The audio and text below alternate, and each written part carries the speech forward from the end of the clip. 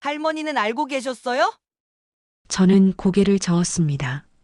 아니, 할머니도 며칠 전에 알았어. 민준이는 서류들을 바닥에 내던졌습니다. 그동안 엄마가 저를 버렸다고 생각하고 살았어요. 근데 엄마는 아파서 어쩔 수 없었던 거잖아요. 오히려 할머니가 엄마를 내쫓은 거잖아요. 민준아, 그게 아니야. 그럼 뭐예요? 여기 다 증거가 있잖아요. 민준이가 울기 시작했습니다. 저는 평생 엄마를 미워했어요. 저를 버린 나쁜 사람이라고 생각했어요. 근데 아니었잖아요. 엄마는 아팠던 거고, 저를 지키려고 떠난 거잖아요.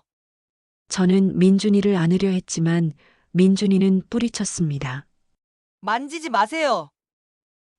민준아, 이제 황혼의 편지함에 도착한 오늘의 사연이 열리려 합니다. 혹시 아직 구독하지 않으셨다면 지금 눌러주세요. 여러분의 응원이 더 많은 이야기를 전할 힘이 됩니다. 새벽 5시 알람이 울리기 전에 눈이 떠집니다. 70평생 이 시간에 일어나는 게 몸에 배어서 이젠 알람도 필요 없습니다. 침대에서 일어나 무릎을 주무르며 거실로 나가니 소파에 교복이 구겨진 채 놓여 있습니다. 어제 밤늦게까지 공부하던 민준이가 또 빨래 바구니에 넣는 걸 깜빡했나 봅니다. 저는 그 교복을 집어들고 코끝을 가져다 댑니다. 땀 냄새와 세제 냄새, 그리고 어딘가 풋풋한 고등학생 냄새가 섞여 있습니다.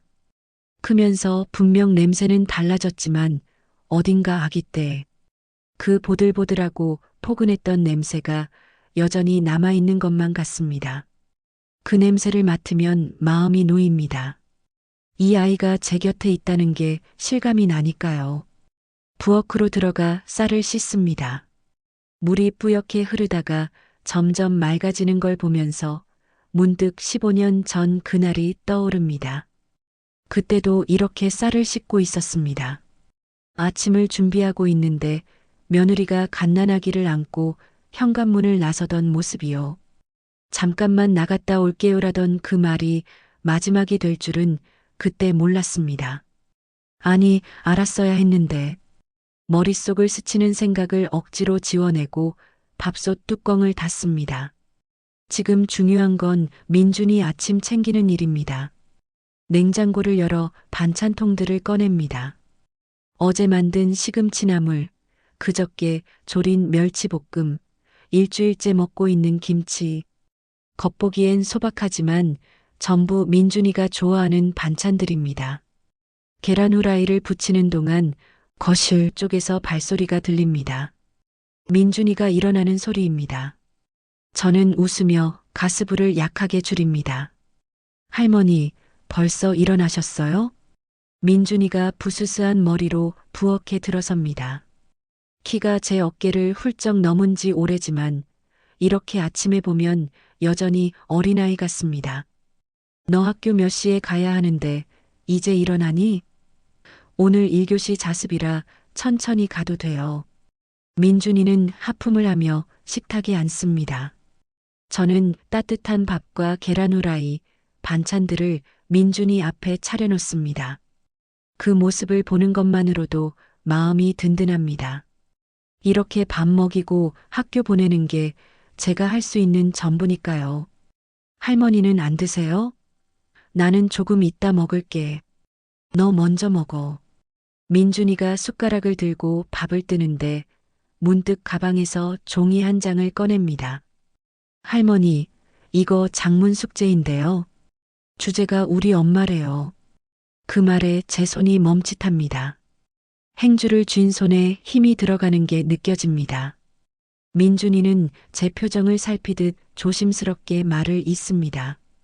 그래서요, 할머니에 대해 써도 되죠? 할머니가 저한테는 엄마나 다름없잖아요. 가슴 한쪽이 뭉클합니다. 고맙기도 하고 미안하기도 합니다. 그래, 그렇게 써. 선생님이 뭐라 하시면 할머니가 전화할게. 괜찮아요. 요즘은 다들 이해해요. 가족 형태가 다양하다고 배웠어요. 민준이는 태어난 척하지만 저는 압니다. 이 아이가 얼마나 많이 상처받았는지를요. 초등학교 때 가족사진 가져오기 숙제에 할머니랑 찍은 사진을 들고 갔다가 친구들한테 엄마는 어디 갔어? 라는 질문을 수도 없이 들었던 것을요. 중학교 때는 어버이날 카네이션을 2송이 만들어 왔습니다. 하나는 저한테, 하나는 아빠 영정 앞에 놓으면서 이제 엄마 몫은 필요 없어요라고 말했던 그 단단한 목소리를요. 민준이가 밥을 다 먹고 일어서려 할 때 제가 먼저 입을 엽니다. 민준아, 오늘 학교 끝나고 어디 가는 데 있니? 아니요, 바로 와요. 왜요? 아니, 그냥 저녁 뭐 먹고 싶은지 물어보려고. 할머니가 해주는 거면 다 좋아요.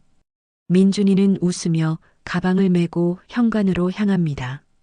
신발을 신으면서 뒤돌아보더니 다녀올게요라고 말합니다. 그래, 조심히 다녀와. 문이 닫히는 소리를 듣고 나서야 저는 깊은 숨을 내쉽니다.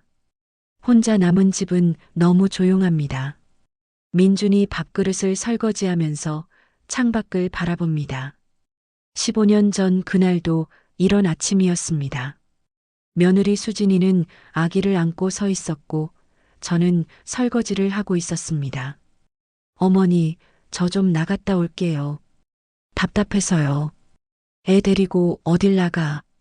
밖에 춥다. 금방 올게요. 공원만 한 바퀴 돌고요. 애 하나 키우는 게 뭐가 힘들다고 맨날 나가려고만 해.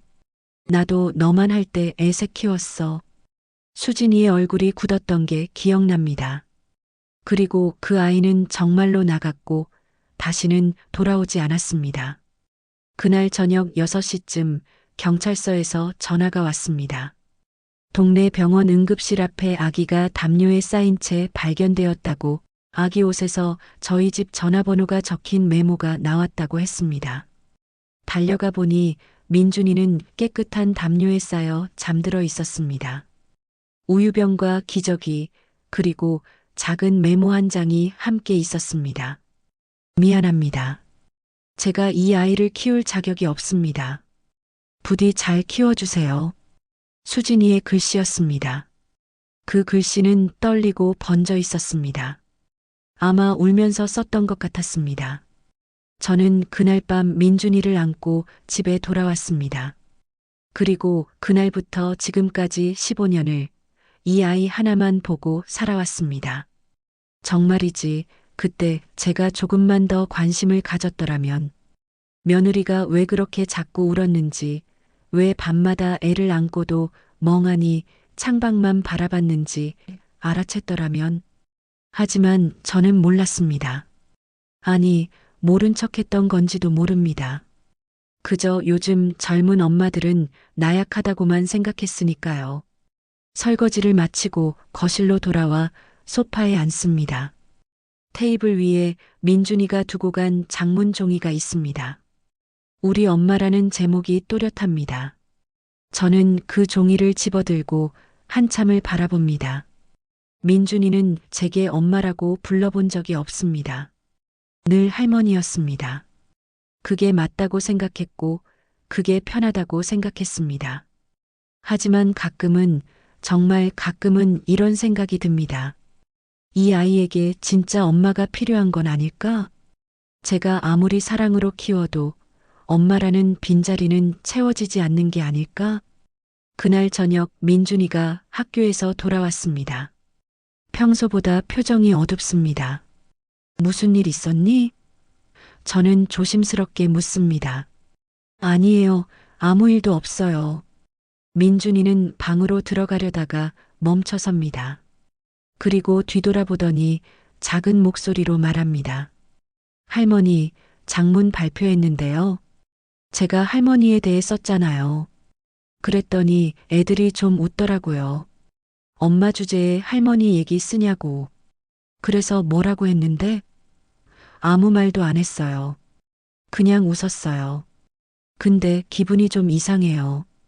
제가 민준이 곁으로 다가가 어깨를 감싸려 하는데 민준이가 먼저 방으로 들어가 버립니다. 닫힌 방문을 바라보며 저는 그대로 서 있습니다. 이 아이가 얼마나 아팠을지 제 마음은 아는데 손이 닿지 않습니다. 그날 밤 민준이 방에서 새어나오는 불빛이 보입니다. 저는 몰래 문틈으로 들여다봅니다.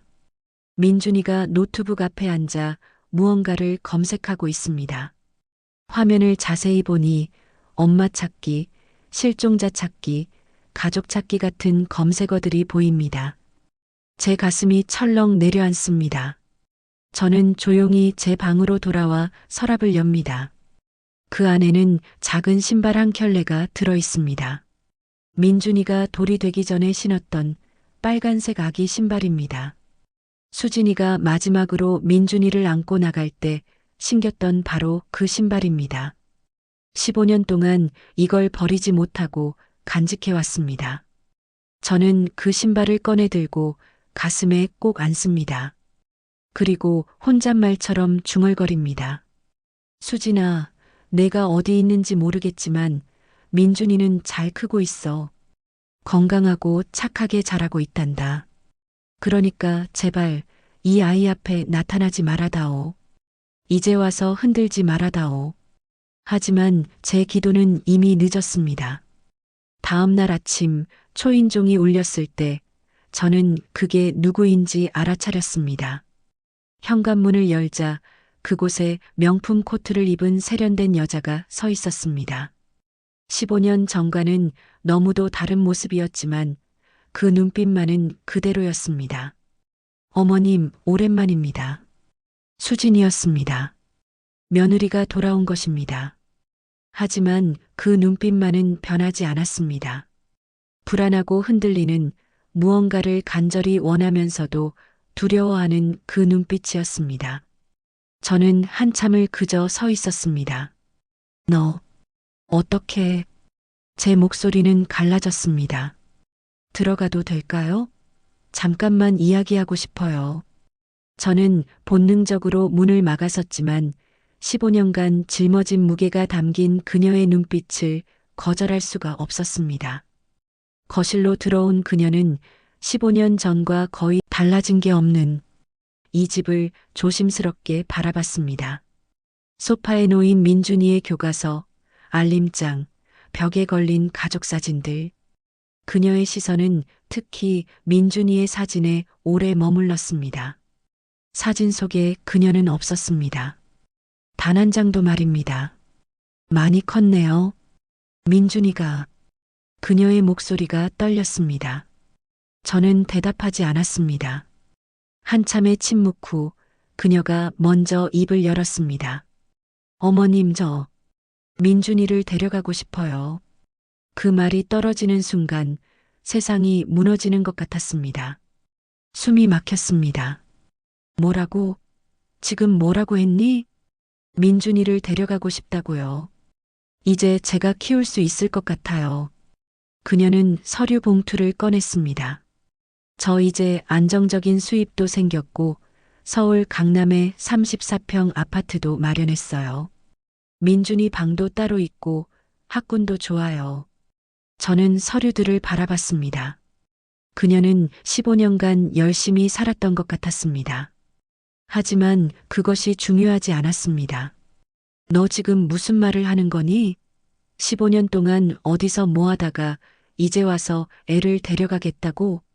죄송해요, 어머님. 정말 죄송해요. 하지만 민준이는 제 아들이에요. 제가 낳은 아이고 법적으로도 제 아들이에요. 법이라고 했어? 저는 비참한 웃음이 나왔습니다.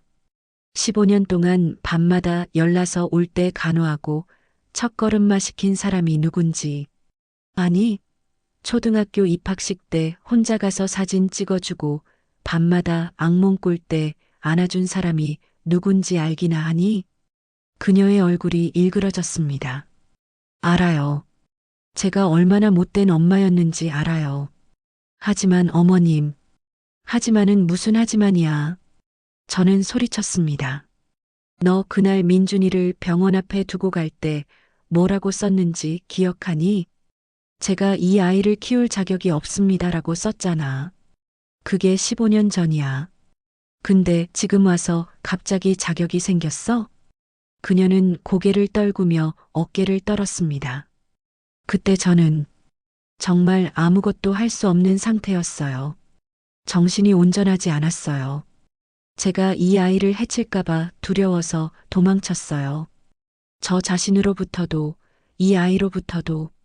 그래서 버렸단 말이지. 내 아들을. 제 말은 차갑고 날카로웠습니다. 그리고 15년 동안 단 한 번도 연락하지 않았어. 궁금하지도 않았어? 한 번이라도 전화라도 해봤니?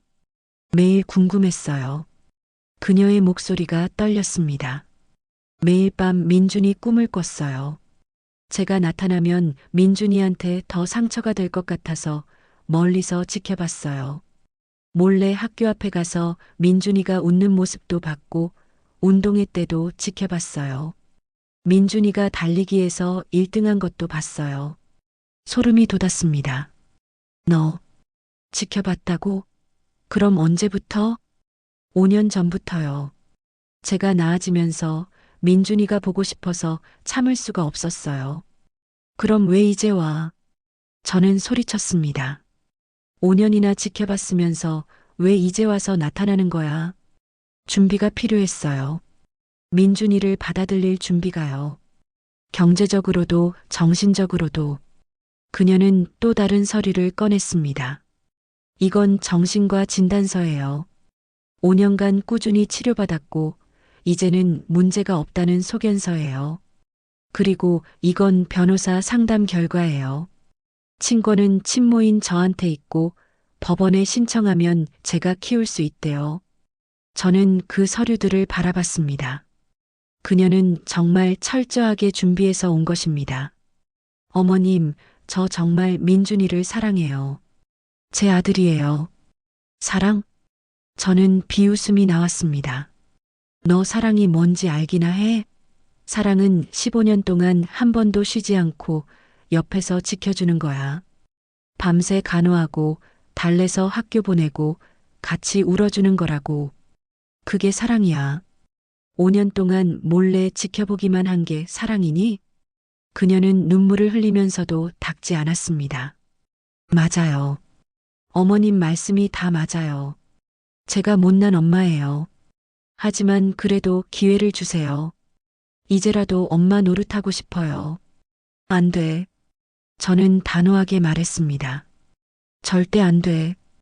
민준이는 내가 키운다. 너한테 줄 수 없어. 어머님, 나가. 저는 일어섰습니다. 당장 나가. 다시는 이 집에 오지 마.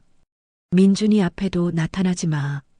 그녀는 테이블 위에 명함 한 장을 놓았습니다. 생각해 주세요. 법적으로 싸우고 싶지 않아요. 그냥 민준이를 만나게만 해주세요. 천천히 관계를 회복하고 싶어요. 나가라고 했어. 제 목소리가 떨렸습니다. 문이 닫히기 전 그녀가 돌아봤습니다. 어머님, 제가 민준이를 버린 게 아니에요. 저도 아파서 버려진 거예요. 그걸 알아주셨으면 좋겠어요. 저는 그대로 소파에 주저앉았습니다. 다리에 힘이 풀려 설 수가 없었습니다. 테이블 위에 김수진 대표 명함이 눈에 들어왔습니다. 그녀가 철저히 준비해서 돌아온 사실이 무서웠습니다. 그날 오후 저는 법률사무소를 찾아갔습니다. 변호사는 제 이야기를 듣고 한숨을 쉬었습니다. 할머님, 솔직히 말씀드리면 법적으로는 불리합니다. 친권은 친모에게 있고 할머니는 법적 보호자가 아니에요. 친모가 양육권 청구를 하면 이길 가능성은 매우 낮습니다. 그럼 제가 15년 동안 키운 건 아무 의미도 없단 말입니까? 법은 혈연 관계를 우선시한다는 겁니다. 특히 친모가 경제적으로 안정되어 있고 양육 능력이 있다고 판단되면 더더욱 그렇습니다. 변호사의 말이 귓가를 때렸습니다. 그럼 어떻게 해야 합니까? 손자분이 직접 할머니와 살고 싶다고 의사를 표현하면 도움이 됩니다. 15세면 법원에서도 아이의 의견을 참고하거든요. 하지만 그것도 확실하지는 않습니다. 집으로 돌아오는 길 발걸음이 무거웠습니다. 민준이한테 이 사실을 어떻게 말해야 할까요? 저녁 때 민준이가 돌아왔습니다. 할머니, 다녀왔어요. 오늘 시험 잘 봤어요. 밝게 웃는 민준이를 보는 순간 눈물이 났습니다. 이 평화로운 일상을 지키고 싶었습니다. 할머니, 왜 우세요? 어디 아프세요? 민준이가 걱정스러운 얼굴로 다가왔습니다. 아니야, 괜찮아. 그냥 내가 고맙고 대견해서. 저는 민준이를 꼭 안았습니다. 할머니, 무슨 일 있어요? 할머니 이상해요. 민준아, 저는 말해야 했습니다. 할머니가 할 말이 있어. 앉자. 소파에 나란히 앉았습니다. 한참을 망설이다가 입을 열었습니다. 민준아, 너 엄마에 대해서 궁금한 적 있지? 민준이의 표정이 굳었습니다. 왜요? 갑자기 왜 그런 말을 하세요? 그냥 할머니가 궁금해서. 너 가끔 엄마 생각하지? 민준이는 말이 없다가 천천히 고개를 끄덕였습니다. 가끔요. 근데 할머니한테 미안해서 말 안 했어요. 할머니가 상처받을까봐. 제 가슴이 아팠습니다. 민준아, 할머니는 괜찮아. 엄마 생각하는 게 당연한 거야.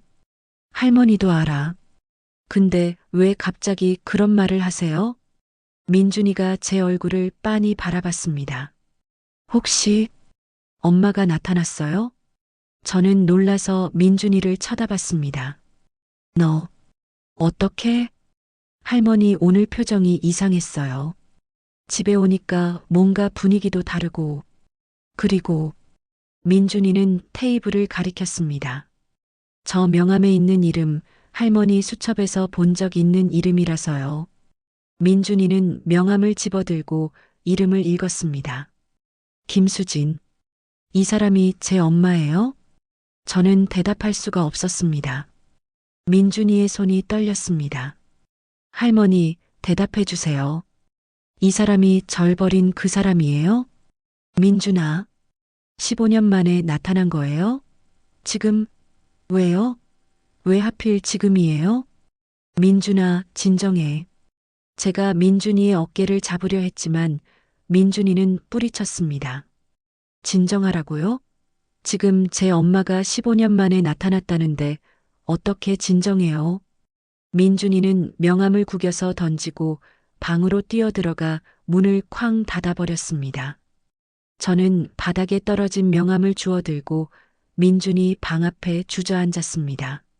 안에서 민준이가 흐느끼는 소리가 들렸습니다. 민준아, 문 열어. 할머니랑 이야기하자. 싫어요. 혼자 있고 싶어요. 민준아, 제발. 할머니, 저 정말 혼자 있고 싶어요. 제발 그냥 놔두세요. 그 울음소리를 듣는 것만으로도 제 가슴이 찢어지는 것 같았습니다. 그녀가 미웠고 동시에 15년 전 따뜻하게 대하지 못했던 저 자신도 미웠습니다. 그날 밤 저는 잠을 이루지 못했습니다. 민준이 방의 불이 꺼지지 않았습니다. 창밖의 달빛 아래에서 저는 생각했습니다. 민준이에게 진짜 필요한 것이 할머니의 사랑일까? 아니면 엄마의 사랑일까? 하지만 저는 이미 알고 있었습니다. 민준이가 아무리 저를 사랑해도 엄마라는 빈자리는 결코 채울 수 없다는 것을 말입니다. 그날 이후로 일주일이 지났습니다. 일주일 동안 우리 집은 묘한 긴장감에 휩싸였습니다. 민준이는 학교에서 돌아오면 말없이 방으로 들어갔고 저는 민준이 방문 앞에서 서성이다가 돌아서기를 반복했습니다. 밥을 먹을 때도 대화가 없었습니다. 민준아, 오늘 학교에서 무슨 일 있었니? 없어요. 친구들이랑 잘 지내니? 네. 모든 대답이 한 단어로 끝났습니다.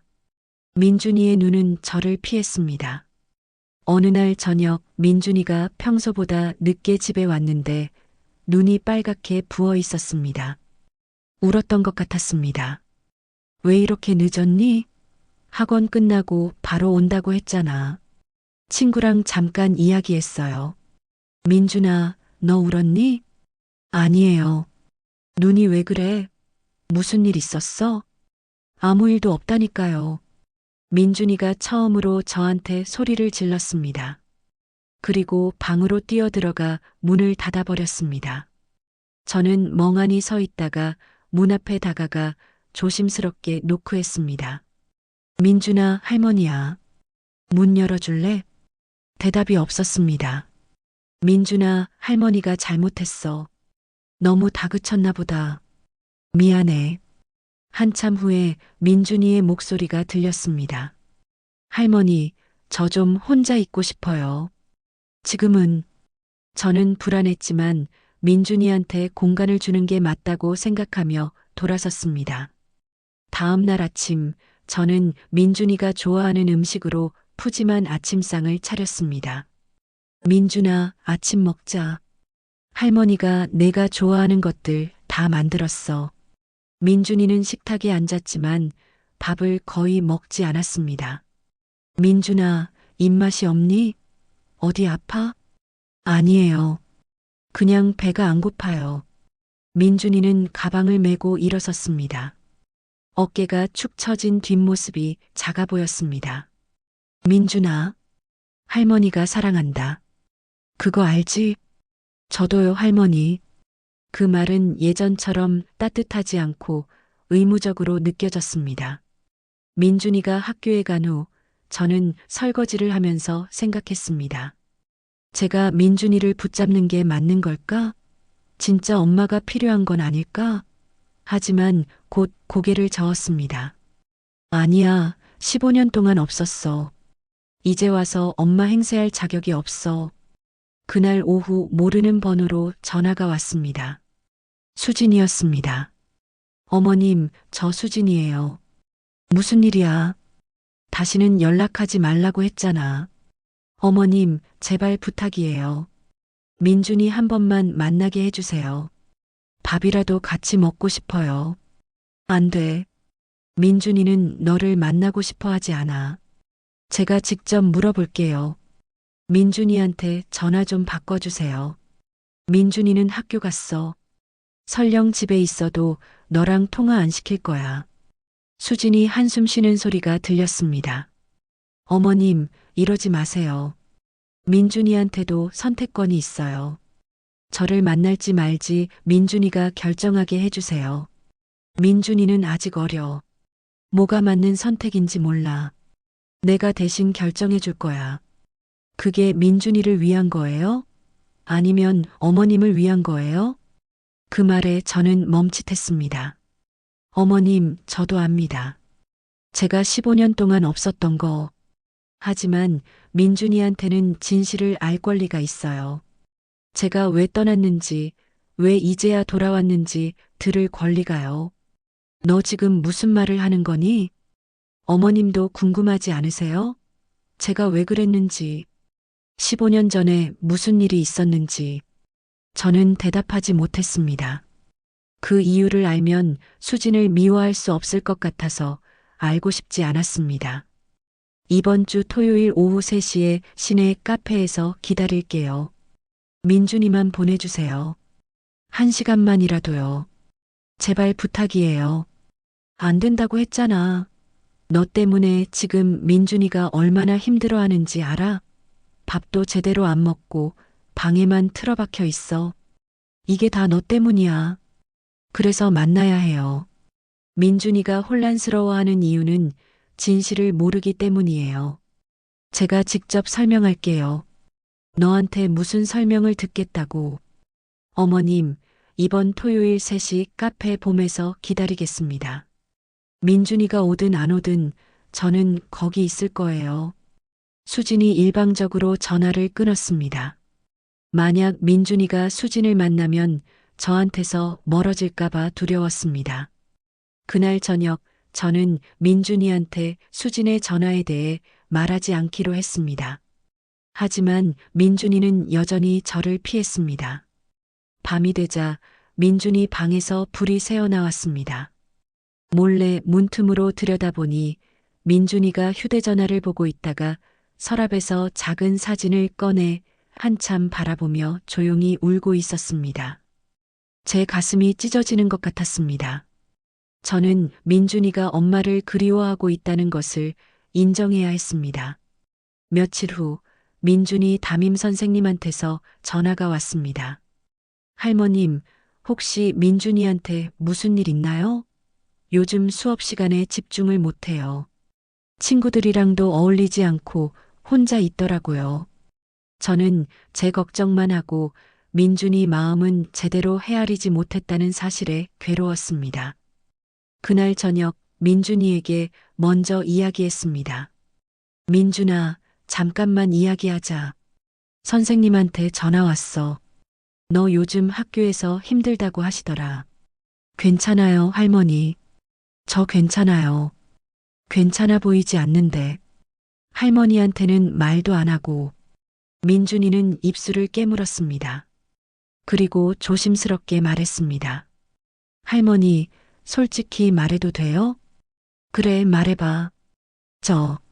엄마가 궁금해요. 그 말을 듣는 순간 제 세상이 무너지는 것 같았습니다. 궁금하긴 뭐가 궁금해. 너를 버린 사람인데 왜 버렸는지가 궁금해요. 정말 저를 사랑하지 않아서였는지 아니면 다른 이유가 있었는지 그걸 모르니까 계속 생각나요.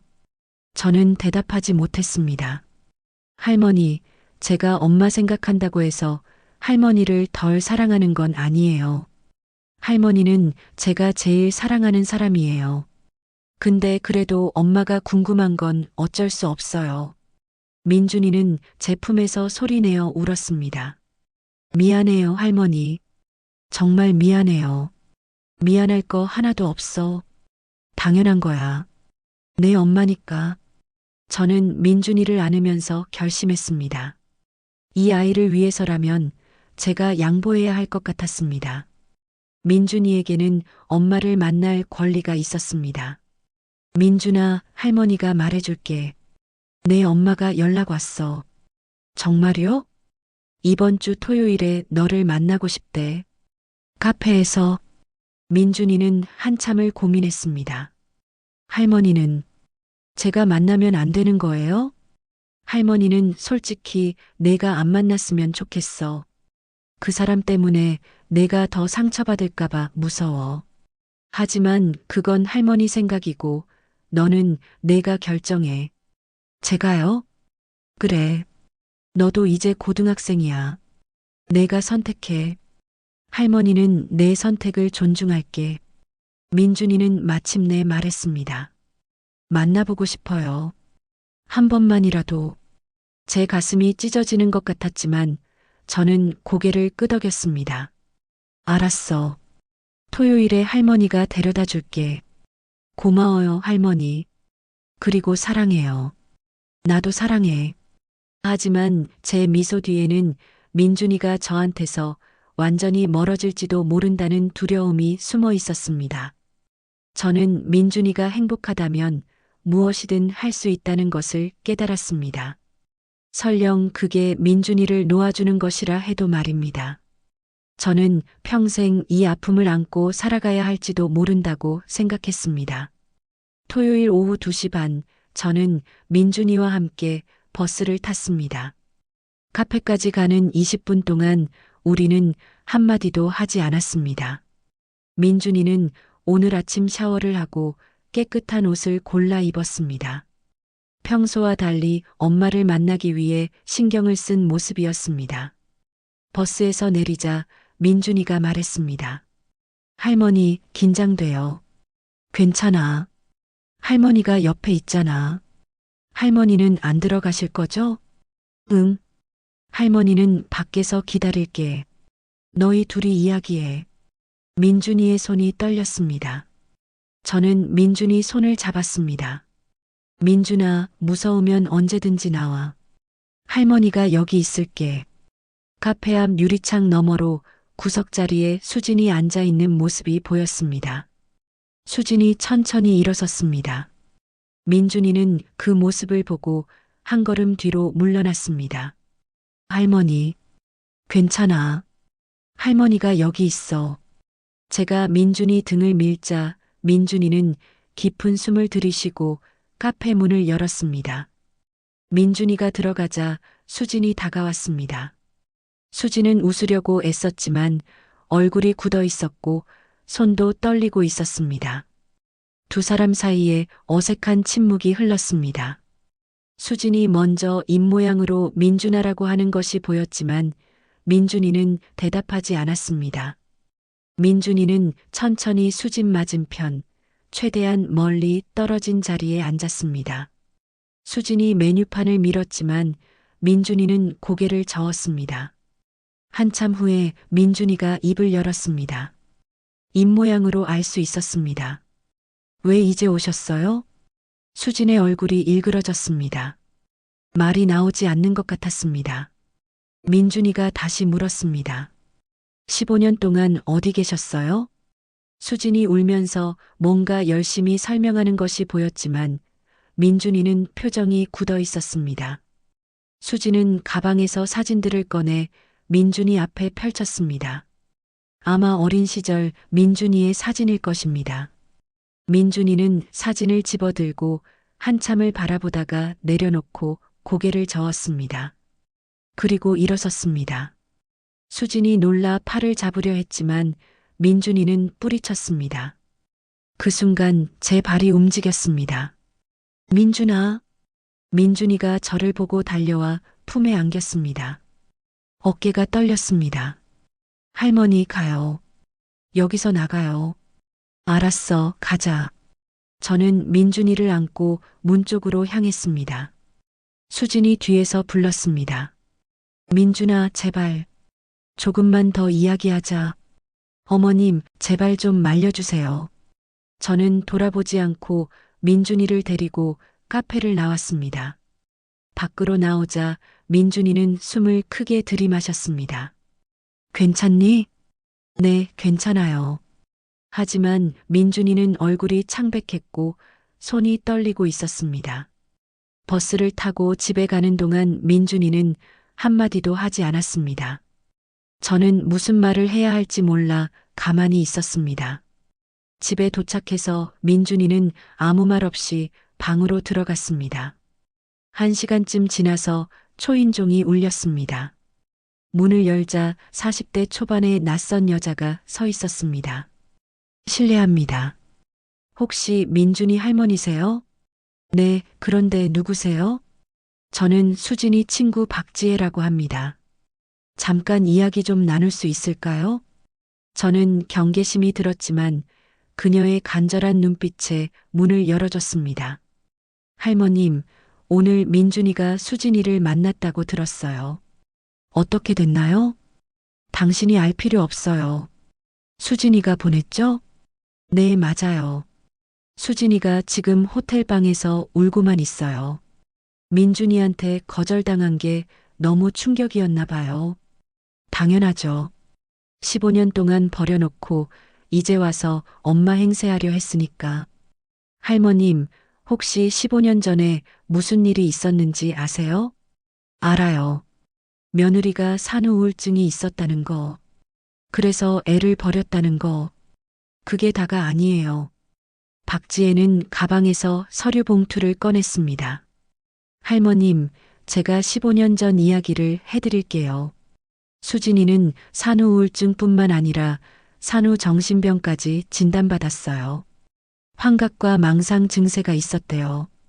저는 서류를 받아들었습니다.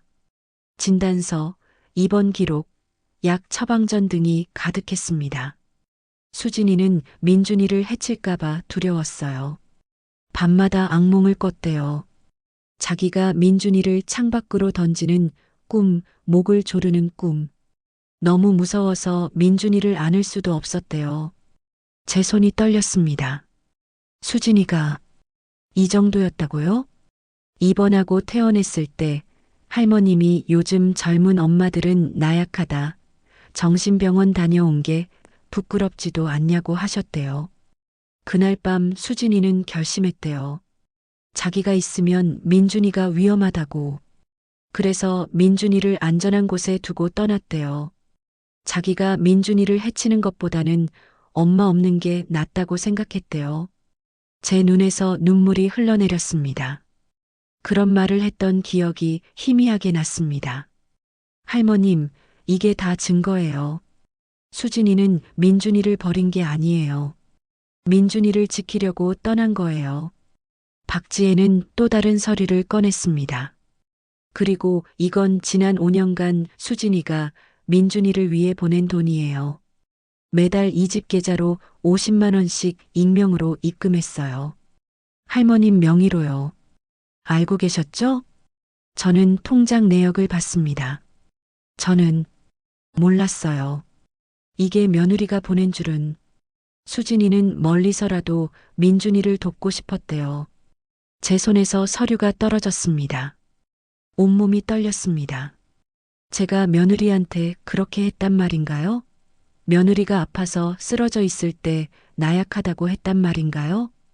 할머님을 탓하려는 게 아니에요. 다만 진실을 알아주셨으면 했어요. 수진이가 나쁜 엄마가 아니라 아픈 엄마였다는 걸요. 박지혜는 서류들을 테이블에 놓고 나갔습니다. 저는 움직일 수가 없었습니다. 수진이는 나쁜 엄마가 아니었습니다. 민준이를 버린 게 아니라 지키려고 떠났습니다. 제가 지난 15년 동안 수진을 미워했던 것이 전부 잘못된 것이었습니다. 복도에서 민준이의 발소리가 들리자 저는 황급히 서류들을 모아 소파 아래에 숨겼습니다. 민준이한테 이걸 어떻게 말해야 할지 아직은 모르겠습니다. 창밖을 보니 해가 지고 있었습니다. 저는 소파에 앉은 채 생각했습니다. 수진을 용서해야 할까요? 민준이한테 진실을 말해야 할까요? 손에 쥔 통장 내역을 다시 펼쳤습니다. 5년간 매달 50만 원씩 익명으로. 수진이는 정말로 민준이를 잊지 않았던 것입니다. 저는 그 종이를 가슴에 안고 조용히 울었습니다. 혼란스럽고 후회스러웠습니다. 그리고 무엇보다 제 자신이 부끄러웠습니다. 그날 밤 저는 잠을 이룰 수 없었습니다. 눈을 감으면 15년 전 장면들이 떠올랐습니다. 민준이가 태어나고 딱 한 달 후 아들이 교통사고로 세상을 떠났습니다. 갑작스러운 사고였습니다. 출근길에 트럭과 충돌했고 그 자리에서 즉사했습니다. 장례식장에서 수진이는 갓난아기를 안고 멍하니 서 있었습니다. 눈물도 나오지 않는 것 같았습니다. 그 모습을 보면서 저는 화가 났습니다. 아들을 잃은 슬픔보다 며느리에 대한 원망이 먼저 들었습니다. 이 여자 때문에 우리 아들이 무리해서 일하다가 사고가 난 거 아닐까. 애를 낳지 않았으면 우리 아들이 살았을 텐데 같은 말도 안 되는 생각들이 머릿속을 가득 채웠습니다.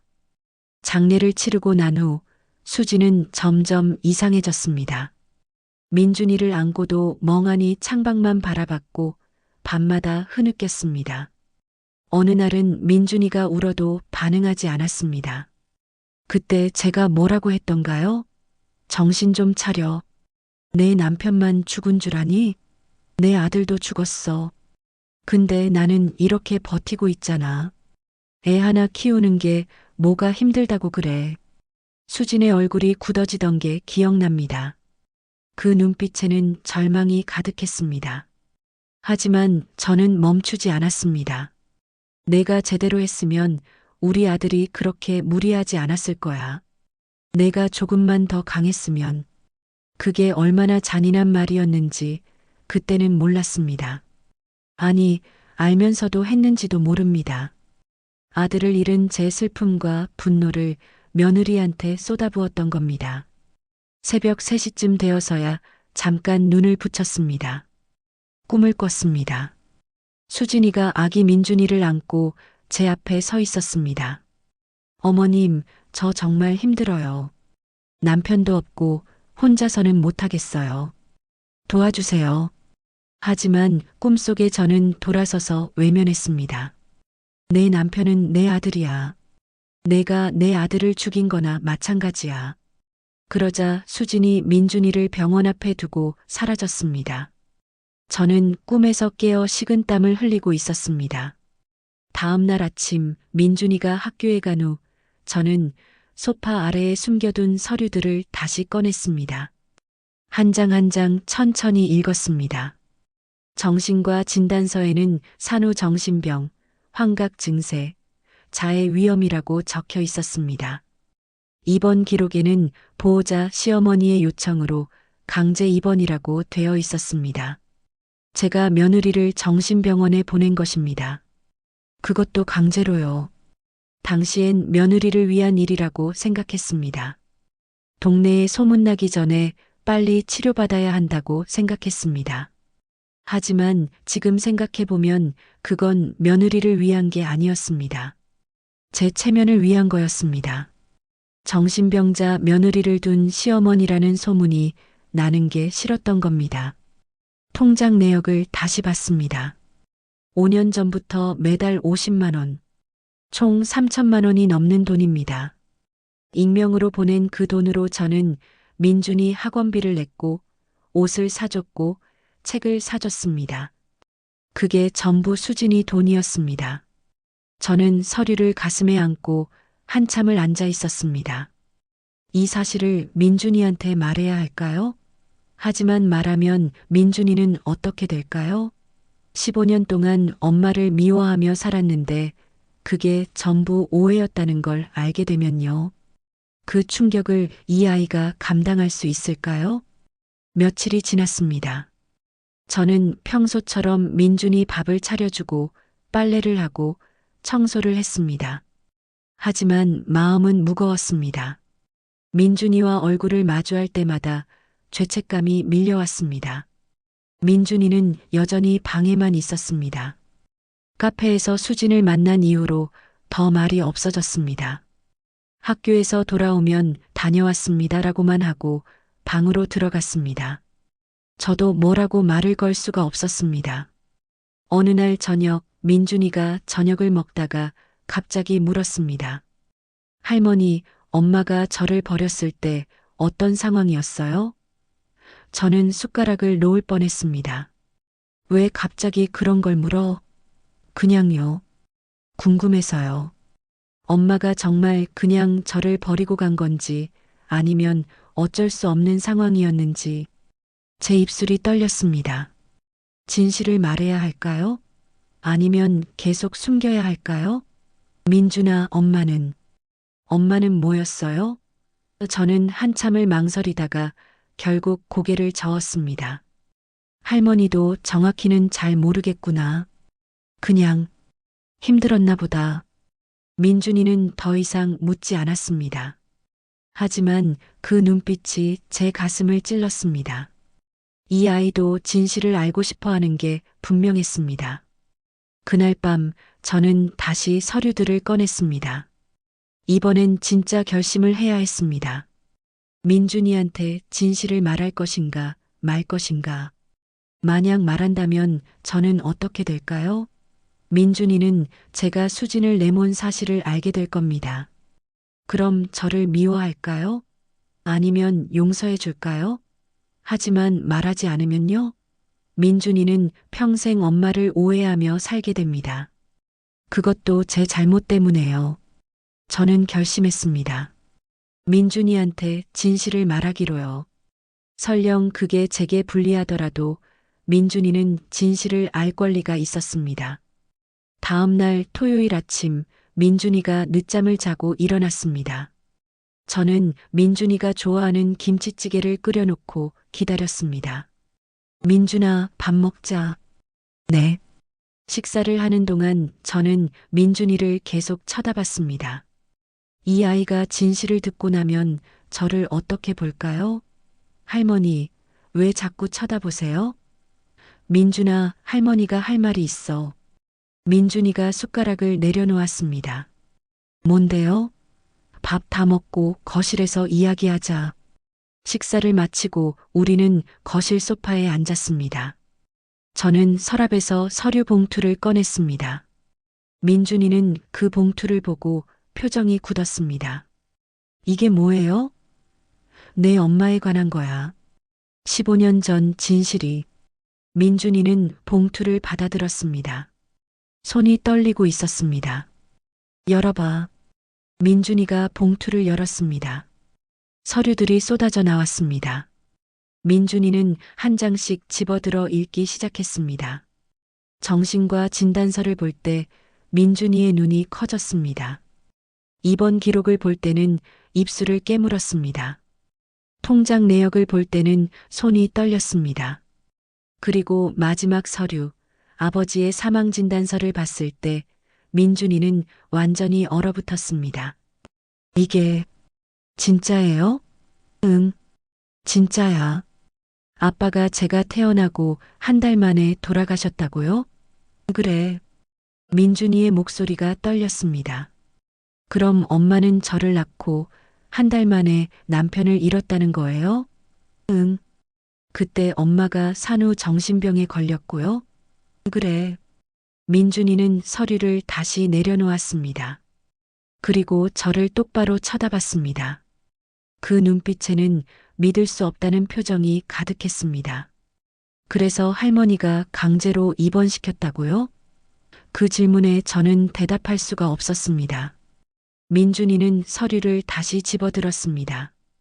여기 보면 보호자의 요청으로 강제 입원이라고 되어 있어요. 이 보호자가 할머니예요? 민준아. 대답해 주세요, 할머니. 저는 고개를 끄덕였습니다. 그래. 할머니가 그랬어. 민준이의 얼굴이 창백해졌습니다. 왜요? 왜 엄마를 강제로 병원에 보냈어요? 그때는 그게 맞다고 생각했어. 내 엄마가 정신이 온전하지 않았거든. 혹시라도 너한테 해를 끼칠까봐 무서웠어. 그럼 치료를 도와줬어야죠. 왜 병원에 가뒀어요? 민준아, 그게. 그리고 이 통장 내역은 뭐예요? 민준이가 통장 내역을 들어보였습니다. 5년 동안 매달 50만 원씩 엄마가 보낸 거라고요? 그래. 할머니는 알고 계셨어요? 저는 고개를 저었습니다. 아니, 할머니도 며칠 전에 알았어. 민준이는 서류들을 바닥에 내던졌습니다. 그동안 엄마가 저를 버렸다고 생각하고 살았어요. 근데 엄마는 아파서 어쩔 수 없었던 거잖아요. 오히려 할머니가 엄마를 내쫓은 거잖아요. 민준아, 그게 아니야. 그럼 뭐예요? 여기 다 증거가 있잖아요. 민준이가 울기 시작했습니다. 저는 평생 엄마를 미워했어요. 저를 버린 나쁜 사람이라고 생각했어요. 근데 아니었잖아요. 엄마는 아팠던 거고 저를 지키려고 떠난 거잖아요. 저는 민준이를 안으려 했지만 민준이는 뿌리쳤습니다. 만지지 마세요. 민준아. 할머니가 엄마를 내쫓았잖아요. 그러고도 저한테는 엄마가 나쁜 사람이라고 말했어요. 어떻게 그럴 수 있어요? 저는 무릎을 꿇었습니다. 민준이 앞에서요. 미안해, 민준아. 정말 미안해. 할머니가 잘못했어. 미안하다고요? 15년이에요, 할머니. 15년. 할머니도 그때 힘들었어. 내 아빠, 내 아들을 잃었잖아. 그 슬픔을 어떻게 감당해야 할지 몰랐어. 그래서 내 엄마한테 화풀이했어. 엄마 때문에 아들이 죽었다고 말도 안 되는 생각을 했어. 그게 이유예요? 그게 변명이에요? 민준이의 목소리가 떨렸습니다. 엄마는 남편을 잃고 혼자 아기를 키워야 했어요. 그런 엄마한테 할머니는 내 잘못이라고 했다고요? 도와주지는 못할 망정 더 괴롭혔다고요? 민준아, 할머니도 정신이 없었어. 아들을 잃은 슬픔에. 그럼 엄마는요? 엄마도 남편을 잃었잖아요. 근데 혼자 다 견뎌야 했어요. 도와줄 사람도 없이. 민준이 말이 맞았습니다. 저는 제 슬픔만 생각했습니다. 수진의 슬픔은 보지 못했습니다. 민준이는 방으로 뛰어들어갔습니다. 문을 쾅 닫는 소리가 들렸습니다. 저는 바닥에 무릎 꿇은 채 한참을 있었습니다. 온몸에 힘이 빠졌습니다. 민준이 말이 맞았습니다. 제가 수진을 내쫓았습니다. 제가 민준이한테 거짓말을 했습니다. 15년 동안요. 저는 바닥에 떨어진 서류들을 주었습니다. 그리고 한 장 한 장 다시 봉투에 넣었습니다. 손이 떨렸고 눈물이 흘러내렸습니다. 제가 이렇게 잔인한 사람이었나요? 며느리가 아파서 쓰러져 있을 때 냉정하게 병원에 보낸 사람, 퇴원해서 돌아왔을 때 나약하다고 질책한 사람, 그게 전부 저였습니다. 1시간쯤 지나서 민준이 방에서 문이 열렸습니다. 민준이가 가방을 메고 나왔습니다. 어디 가니? 엄마한테 갈 거예요. 제 가슴이 철렁 내려앉았습니다. 민준아, 잠깐만 기다려. 우리 이야기 좀 더 하자. 할 말 없어요. 저 엄마 만나고 올게요. 민준아. 하지만 민준이는 현관문을 열고 나가버렸습니다. 저는 그 뒤를 쫓아가려 했지만 다리에 힘이 풀려서 주저앉았습니다. 이대로 민준이를 보내면 안 되는데, 하지만 어떻게 해야 할지 몰랐습니다. 저는 휴대전화를 들어 수진에게 전화를 걸었습니다. 여보세요? 수진아, 나야. 어머님? 민준이가 지금 너한테 가고 있어. 전화번호 알려줄 테니까 좀 챙겨줘. 무슨 일이에요? 내가 민준이한테 진실을 말했어. 15년 전 일을. 전화 너머로 수진이 숨을 들이마시는 소리가 들렸습니다. 어머님, 미안해, 수진아. 정말 미안해. 내가 너를 그렇게 내몰았어. 내가 너를 이해하지 못했어. 수진이 울기 시작했습니다. 어머님, 괜찮아요. 이제 괜찮아요. 괜찮을 리가 없잖아. 내가 너한테 한 짓을 생각하면. 어머님, 지금은 민준이가 중요해요. 제가 잘 챙길게요. 걱정 마세요. 전화가 끊겼습니다.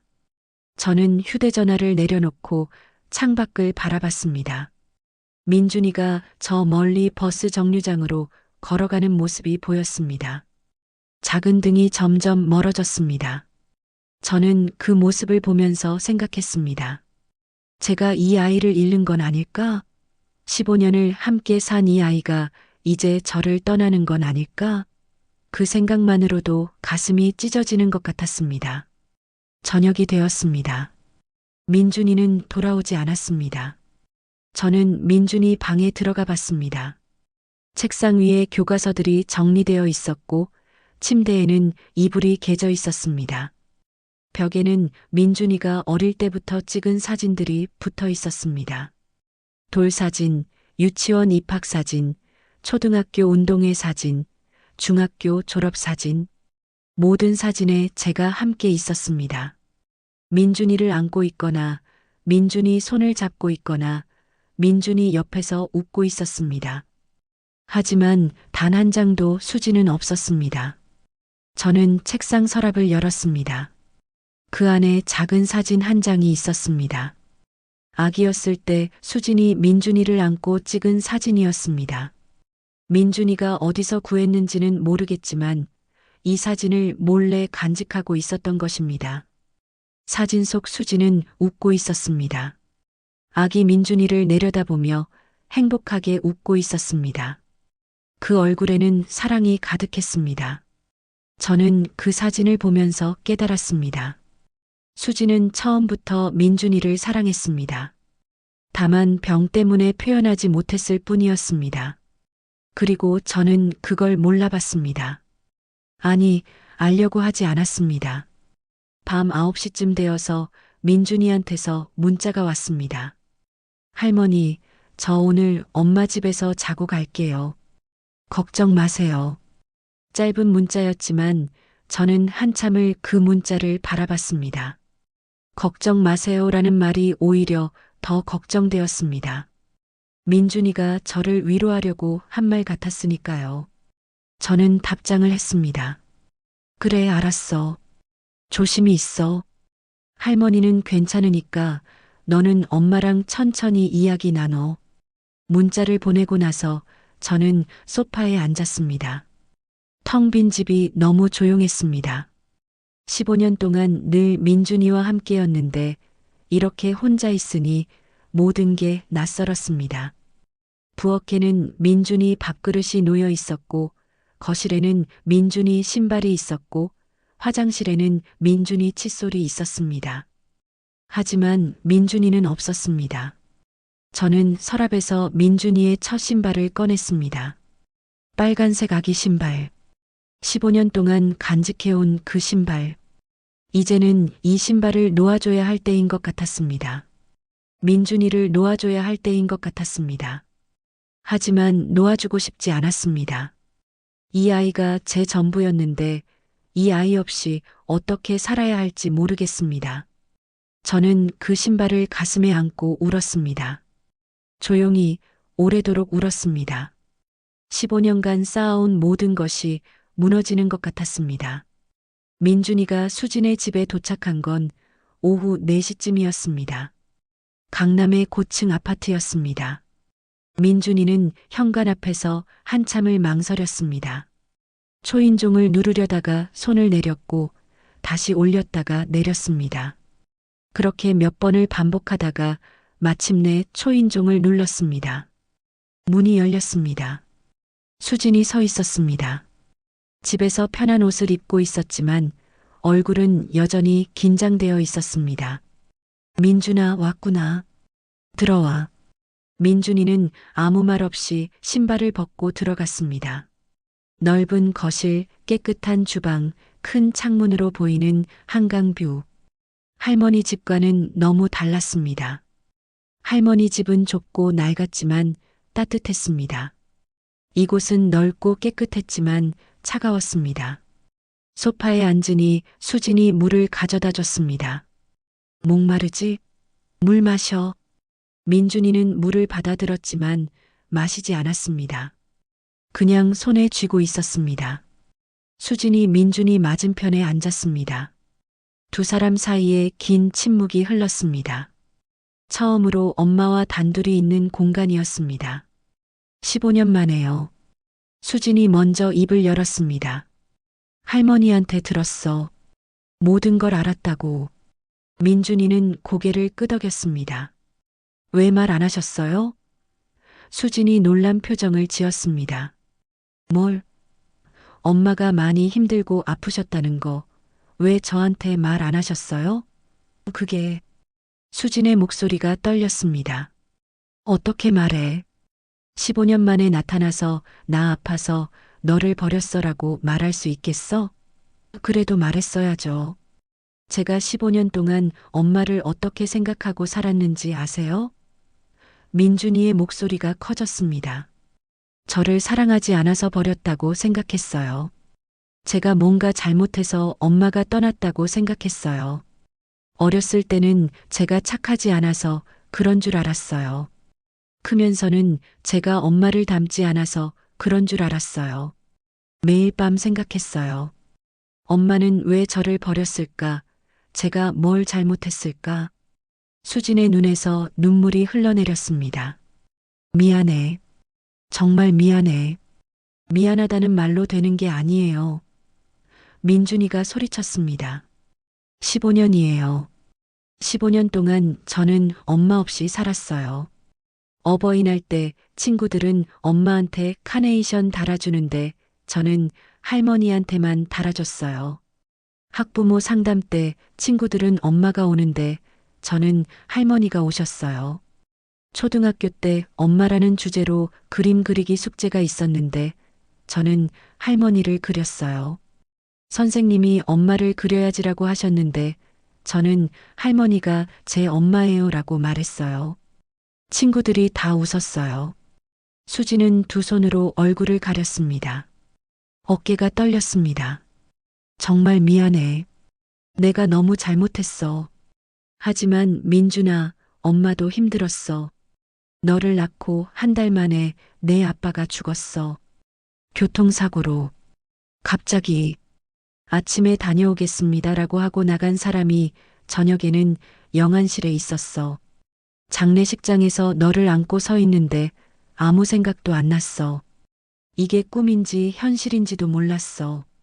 민준이는 고개를 숙였습니다.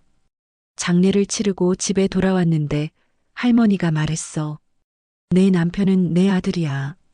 내가 내 아들을 죽인 거나 마찬가지야. 그 말을 듣는 순간 정신이 무너졌어. 정말로 내가 내 아빠를 죽인 것 같았어. 내가 조금 더 강했으면 내 아빠가 무리하지 않았을 텐데. 그건 엄마 잘못이 아니에요. 머리로는 알았어. 근데 마음은 아니었어. 매일 밤 내 아빠 꿈을 꿨어. 꿈에서 내 아빠가 나한테 왜 우리 아들을 제대로 돌보지 않아라고 물었어. 그리고 너를 안고 있으면 무서운 생각이 들었어. 내가 이 아이를 창밖으로 던지면 어떡하지? 내가 이 아이 목을 조르면 어떡하지? 그런 생각이 자꾸 들었어. 그래서 너를 안을 수가 없었어. 민준이는 숨을 죽이고 들었습니다. 그러던 어느 날 할머니가 짐을 싸라고 했어. 어디 가냐고 물었더니 병원에 가야 한다고 했어. 동네에 소문나기 전에 빨리 치료받아야 한다고. 나는 가기 싫었어. 너랑 떨어지기 싫었어. 근데 할머니는 내 말을 듣지 않았어. 강제로 정신병원에 보냈어. 2달 동안 그곳에서 약도 먹고 상담도 받았어. 조금 나아져서 퇴원했는데 할머니가 제일 먼저 한 말이 뭔지 아니? 정신병원 다녀온 게 부끄럽지도 않냐고, 동네에 소문나면 어떡하냐고, 며느리가 정신병자라는 소문나면 집안 망신이라고. 그때 깨달았어. 아, 할머니는 날 치료하려고 한 게 아니라 숨기려고 한 거구나. 나는 이 집에 있으면 안 되는구나. 나 때문에 민준이가 위험하구나. 그래서 떠나기로 결심했어. 민준이가 물었습니다. 그래서 저를 병원 앞에 두고 가신 거예요? 응. 안전한 곳에 두고 가고 싶었어. 혹시 몰라 할머니 전화번호도 남기고 너랑 함께 놓고 갔어. 우유병이랑 기저귀도 충분히 넣어 놓고. 그리고 메모를 썼어. 제가 이 아이를 키울 자격이 없습니다. 부디 잘 키워주세요. 그 메모를 쓰면서 울었어. 손이 떨려서 글씨도 제대로 못 썼어. 민준이의 눈에서도 눈물이 흘렀습니다. 병원을 떠나면서 뒤돌아봤어. 너를 안고 싶었어. 한 번만 더 안고 싶었어. 근데 참았어.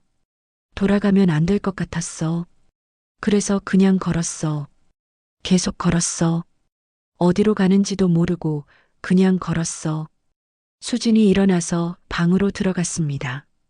그리고 상자 하나를 들고 나왔습니다. 낡은 상자였습니다. 수진이 상자를 열었습니다. 안에는 사진들이 가득했습니다. 이거 다 내 사진이야. 할머니가 찍어서 동네 사진관에 인화한 거. 나는 몰래 한 장씩 가져왔어. 5년 전부터. 민준이는 사진들을 하나씩 집어들었습니다. 초등학교 입학 사진, 소풍 가는 사진, 운동회 사진, 중학교 졸업 사진.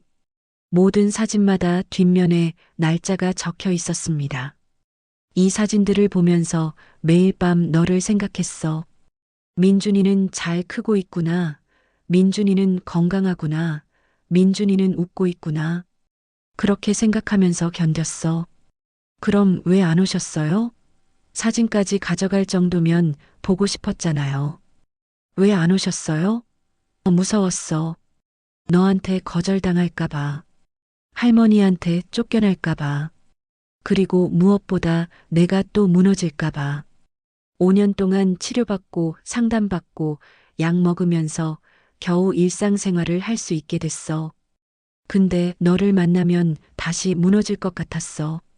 민준이는 사진을 내려놓았습니다. 그럼 왜 이제는 오신 거예요?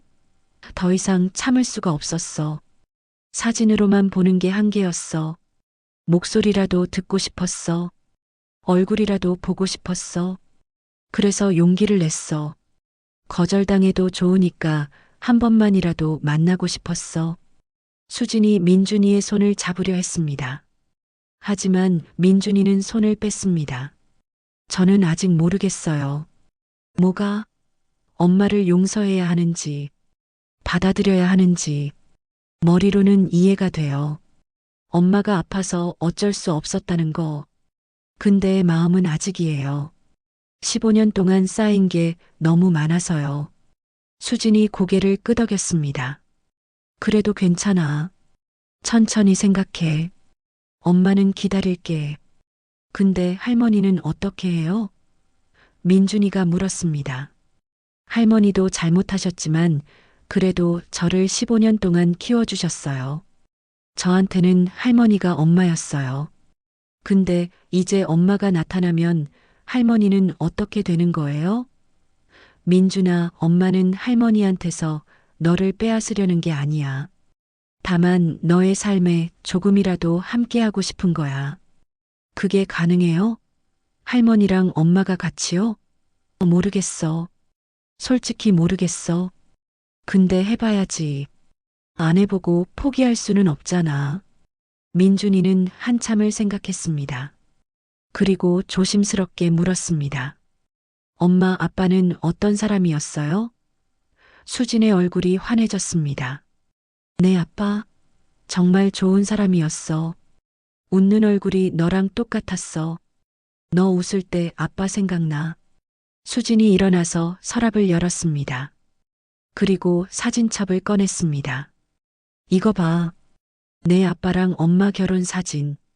민준이는 사진첩을 받아들었습니다.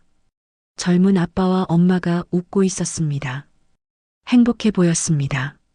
아빠는 착했어. 너무 착했어. 맨날 남 걱정만 하고 자기는 힘든 내색 안 하고. 그래서 사고가 난 것 같아. 너무 무리했던 거야. 민준이는 아빠 얼굴을 한참 바라봤습니다. 아빠도 저를 보고 싶어 했을까요? 당연하지. 내가 태어났을 때 아빠가 얼마나 좋아했는데. 맨날 너 안고 다녔어. 한 달밖에 같이 못 살았지만 아빠는 널 정말 사랑했어. 민준이는 사진을 가슴에 안았습니다. 그리고 울었습니다. 아빠를 한 번도 만나보지 못한 게, 아빠 얼굴도 몰랐던 게, 아빠 목소리도 기억나지 않는 게 너무 슬펐습니다. 그날 밤 민준이는 수진의 집에서 잤습니다. 수진이 준비해둔 방이었습니다. 깨끗한 침대, 새 책상, 책장까지 모든 게 새 것이었습니다. 할머니 집의 낡은 가구들과는 달랐습니다. 민준이는 침대에 누워 천장을 바라봤습니다. 이상한 기분이었습니다. 엄마 집에 있다는 게 실감이 나지 않았습니다. 이곳은 너무 낯설었습니다. 깨끗하고 넓었지만 따뜻하지 않았습니다. 할머니 집이 그리웠습니다. 좁고 낡았지만 따뜻했던 그곳이요. 민준이는 휴대전화를 꺼냈습니다. 할머니한테 전화를 걸까 하다가 멈췄습니다. 할머니는 지금 뭐 하고 계실까요? 혼자 있으면 무서워하실 텐데. 저녁은 드셨을까요? 민준이는 문자를 보냈습니다. 할머니, 저 오늘 엄마 집에서 자고 갈게요. 걱정 마세요.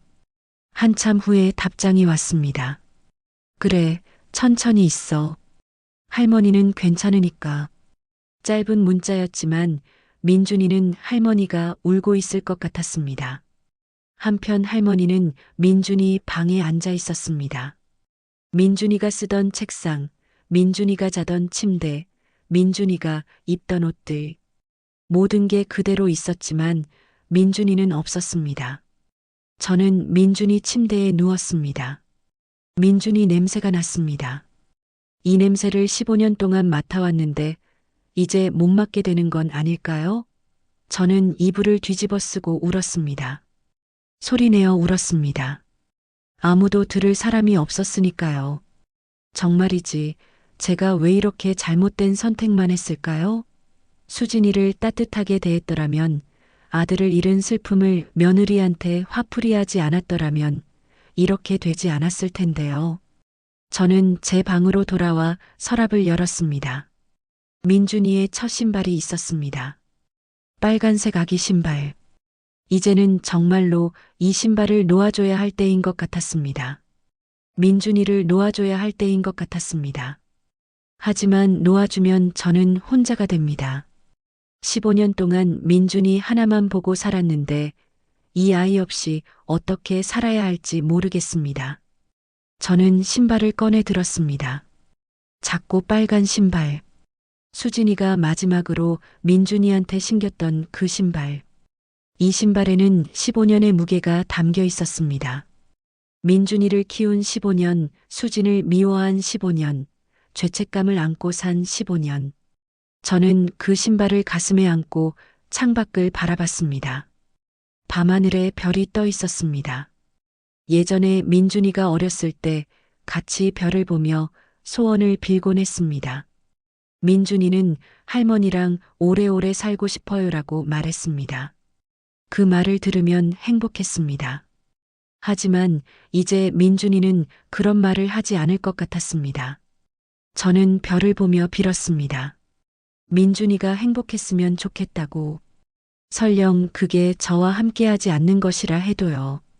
다음 날 아침 민준이는 일찍 일어났습니다. 수진이 준비해둔 아침을 먹고 집으로 가려고 가방을 챙겼습니다. 수진이 현관까지 따라 나왔습니다. 민준아, 오늘 학교 가지? 아니요, 개교 기념일이에요.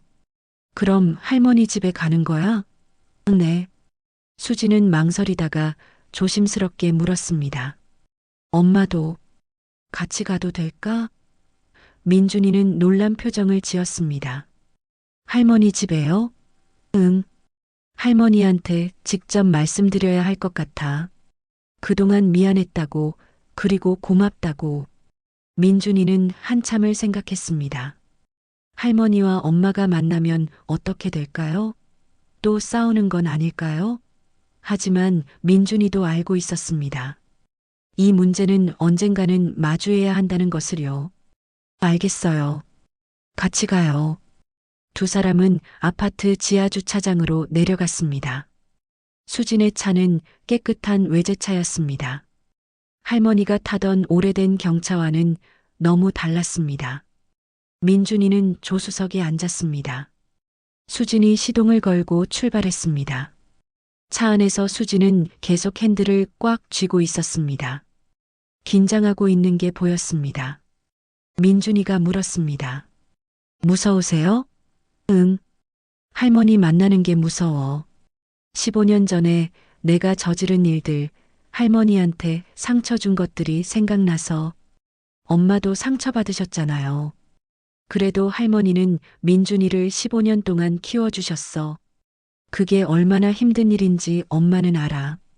아기 때부터 고등학생 될 때까지 혼자서 그 세월을 생각하면 할머니한테 고개를 들 수가 없어. 차가 익숙한 동네로 들어섰습니다. 민준이가 15년 동안 살았던 곳이었습니다. 골목길이 좁아서 수지는 조심스럽게 운전했습니다. 주변을 둘러보며 말했습니다. 여기 하나도 안 변했네. 15년 전이랑 똑같아. 엄마 여기서 사셨어요? 응. 내 아빠랑 결혼하고 여기서 살았어. 저 구멍가게에서 우유도 사고, 저 공원에서 산책도 하고. 수진의 목소리가 떨렸습니다. 이곳은 행복했던 기억과 아픈 기억이 동시에 있는 곳이었습니다. 수진이 차를 세웠습니다. 집 앞이었습니다. 낡은 2층 빌라였습니다. 수진은 차에서 내려 건물을 올려다봤습니다. 15년 전 마지막으로 봤던 그 모습 그대로였습니다. 민준이도 차에서 내려 현관으로 향했습니다. 초인종을 눌렀습니다. 잠시 후 문이 열렸습니다. 할머니가 나왔습니다. 민준이를 보자 얼굴이 환해졌습니다. 민준아, 왔구나. 네, 할머니. 그런데 할머니의 시선이 민준이 뒤에 서 있는 수진에게로 향했습니다. 순간 할머니의 얼굴이 굳었습니다. 수진도 할머니를 보고 몸이 굳었습니다. 두 사람 사이에 무거운 침묵이 흘렀습니다. 민준이가 먼저 말을 꺼냈습니다. 할머니, 엄마가 할머니한테 드릴 말씀이 있대요. 할머니는 한참을 망설이다가 문을 열어줬습니다. 들어와. 세 사람은 거실로 들어갔습니다. 할머니는 주방 쪽에 서 있었고 수진과 민준이는 소파에 앉았습니다. 어색한 공기가 흘렀습니다. 수진이 먼저 일어섰습니다. 그리고 할머니 앞에서 깊게 고개를 숙였습니다. 어머님, 정말 죄송합니다. 할머니는 아무 말이 없었습니다. 수진이 계속 말했습니다. 15년 동안 민준이를 키워주셔서 감사합니다. 제가 해야 할 일을 어머님이 대신 해주셨습니다. 그 은혜를 평생 잊지 않겠습니다. 고맙다는 말은 필요 없어. 할머니의 목소리는 차갑게 식어 있었습니다. 내가 해야 할 일을 내가 한 게 아니야. 내 손자니까 내가 키운 거야. 그래도 어머님이 아니셨으면 민준이는 잘 자랐어. 건강하고 착하게. 내가 없어도. 그 말에 수진의 얼굴이 일그러졌습니다. 민준이가 끼어들었습니다. 할머니, 그렇게 말씀하시면 안 돼요. 왜 안 돼? 사실이잖아. 할머니도 잘못하셨잖아요. 엄마를 강제로 병원에 보내고 아빠가 돌아가신 게 엄마 잘못이라고 하셨잖아요. 할머니의 얼굴이 창백해졌습니다. 그건 할머니도 엄마한테 사과하셔야 해요. 할머니는 입술을 깨물었습니다. 민준이 말이 맞았습니다. 하지만 쉽게 입이 떨어지지 않았습니다. 수진이 말했습니다.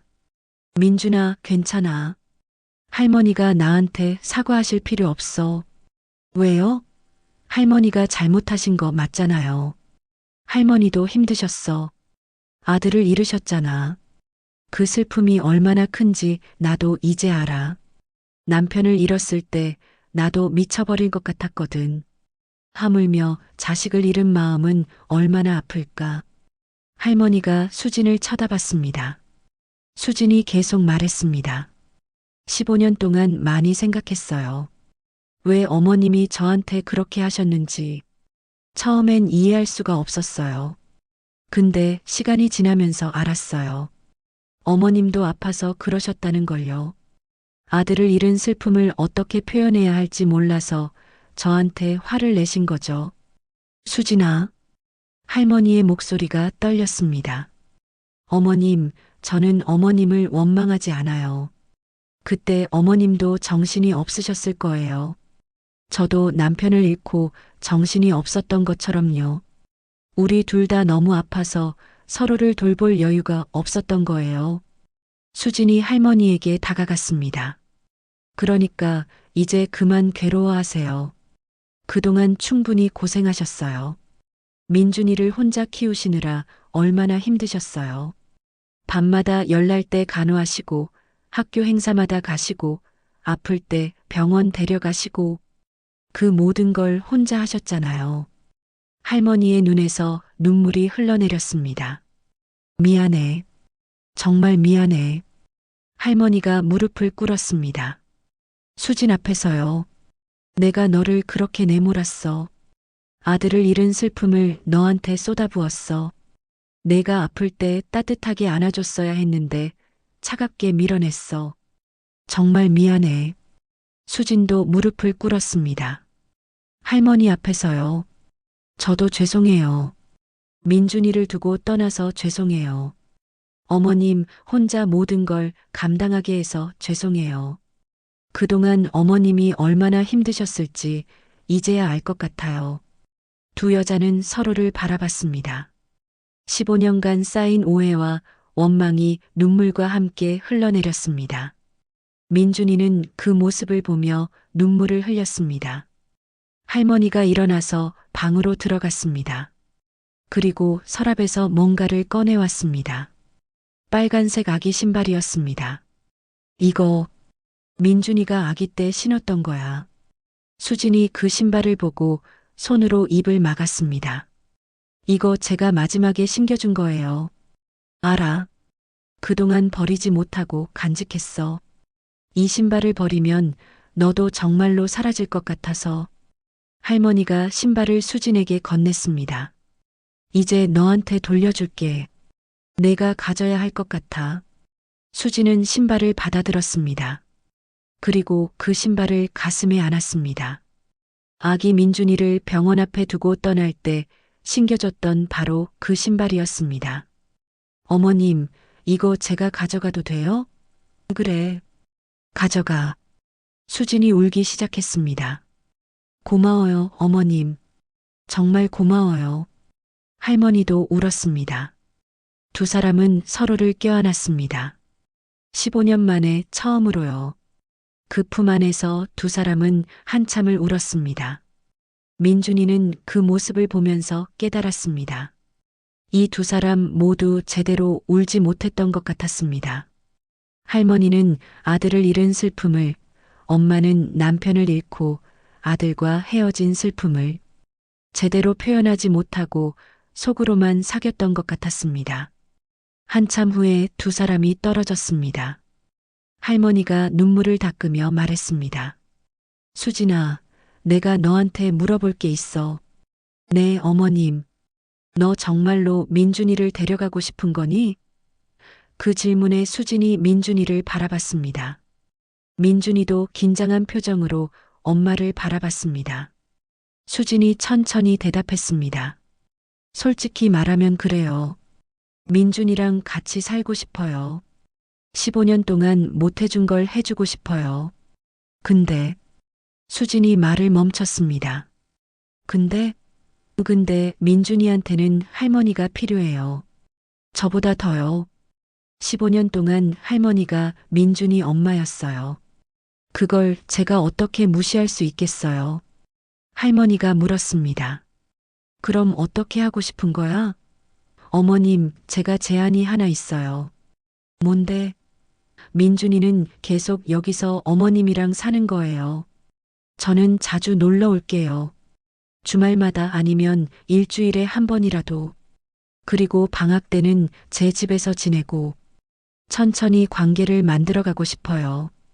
할머니는 놀란 표정을 지었습니다. 너, 민준이를 데려가지 않겠다고? 데려가는 게 아니라 함께하고 싶어요. 어머님, 저 민준이. 셋이 함께요. 우리가 새로운 가족을 만들면 안 될까요? 할머니의 눈에서 또다시 눈물이 흘렀습니다. 정말, 그래도 되는 거니? 당연하죠.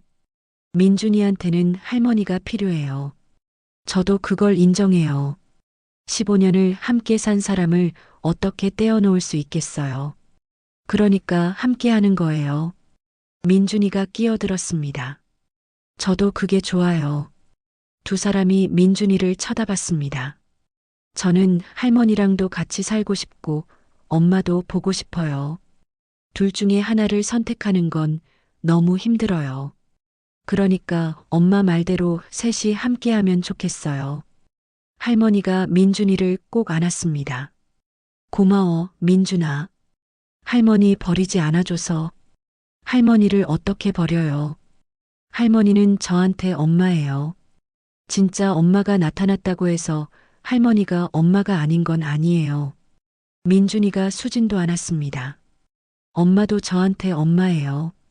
15년 동안 없었지만 이제 있잖아요. 수진도 민준이를 꼭 안았습니다. 고마워, 민준아. 엄마가 정말 잘할게. 15년치 사랑을 이제부터라도 줄게. 세 사람은 함께 안았습니다.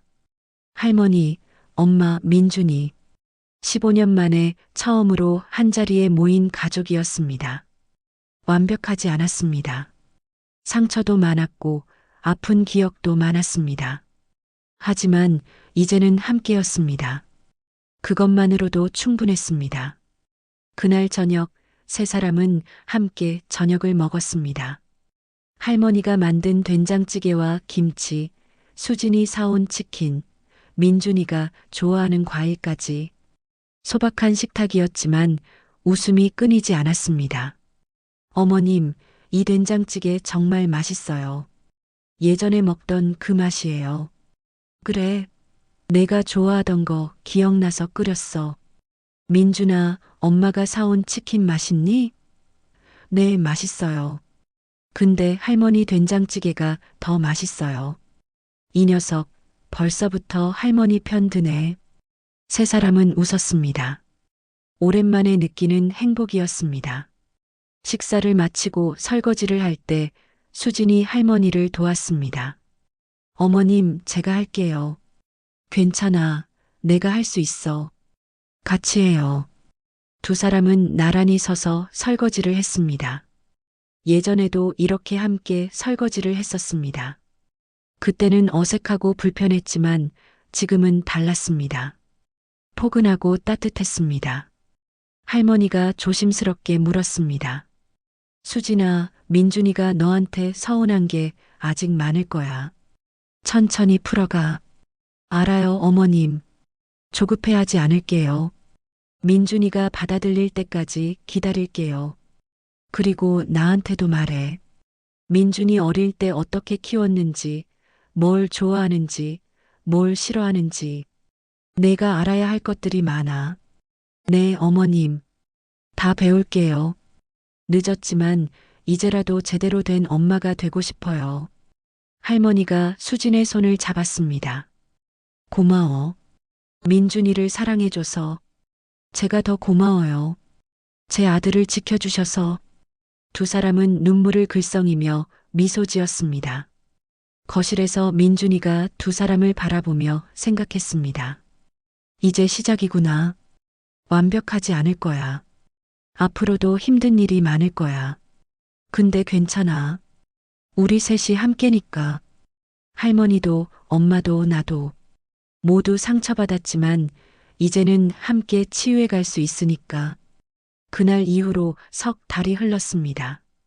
계절이 바뀌어 여름이 되었습니다. 가장 큰 변화는 토요일이었습니다. 매주 토요일 오후가 되면 수진이 찾아왔습니다. 처음엔 어색했지만 시간이 지나면서 조금씩 자연스러워졌습니다. 수진이 오면 저희는 함께 장을 보러 갔습니다. 시장 골목을 걸으면서 저는 수진에게 민준이 이야기를 해줬습니다. 민준이가 어릴 때 이 골목에서 처음 걸음마를 했어. 넘어질까봐 뒤에서 따라다녔지. 수진은 그 이야기를 들으며 웃기도 하고 눈시울을 붉히기도 했습니다. 자기가 보지 못한 민준이의 15년이 조금씩 채워지는 느낌이었을 겁니다. 저는 수진에게 민준이가 좋아하는 반찬도 알려줬습니다. 민준이는 시금치나물을 좋아해. 근데 참기름을 많이 넣어야 해. 저도 참기름 좋아했는데 민준이가 저를 닮았나 봐요. 이런 소소한 대화들이 쌓이면서 수진은 조금씩 민준이를 알아갔고 저도 수진을 다시 알아갔습니다. 여름방학이 시작되었습니다. 민준이는 수진의 집에서 2주를 보내기로 했습니다. 민준이를 보내는 날 저는 민준이 가방을 챙겨주면서 몇 번이나 확인했습니다. 속옷 챙겼지? 칫솔은? 할머니, 다 챙겼어요. 걱정 마세요. 민준이가 집을 나서려는데 저는 민준이를 꼭 안았습니다. 보고 싶으면 언제든지 전화해. 할머니, 금방이에요. 차가 출발하는 걸 보면서 저는 손을 흔들었습니다. 집으로 돌아오니 너무 조용했습니다. 민준이 방에 앉아 생각했습니다.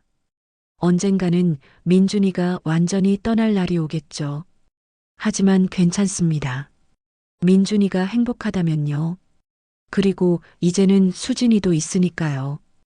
혼자가 아니니까요. 2주가 지났습니다. 민준이가 돌아왔을 때 저는 민준이가 좋아하는 음식을 준비했습니다. 할머니, 보고 싶었어요? 나도 보고 싶었어, 민준아. 민준이는 2주 동안 있었던 일을 신나게 이야기했습니다. 엄마와 바다에 간 것, 수영한 것, 맛있는 음식 먹은 것. 수진도 함께 있었습니다. 어머님, 민준이가 제 요리를 잘 먹더라고요. 그래, 우리 민준이 입이 짧은 편인데 어머님한테 배워야 할 게 많아요. 어머님 음식이 제일 맛있대요. 세 사람은 웃었습니다. 가을이 되었습니다. 민준이 학교에서 학부모 상담이 있는 날 민준이가 말했습니다. 할머니, 오늘 엄마도 같이 가시면 안 돼요? 할머니랑 엄마 둘 다 제 보호자잖아요. 저는 수진에게 전화를 걸었습니다. 학교에 도착하니 담임 선생님은 민준이에 대해 좋은 말씀을 많이 해주셨습니다. 요즘 민준이가 정말 행복해 보여요. 집에 무슨 좋은 일이 있나요? 저와 수진은 서로를 쳐다보고 웃었습니다. 네, 좋은 일이 있었어요. 상담을 마치고 나오는데 민준이가 우리 둘의 팔짱을 꼈습니다. 할머니, 엄마, 오늘 정말 좋았어요. 석양이 지고 있었습니다. 붉은 노을이 하늘을 물들이고 있었습니다. 그 노을 아래에서 저는 생각했습니다.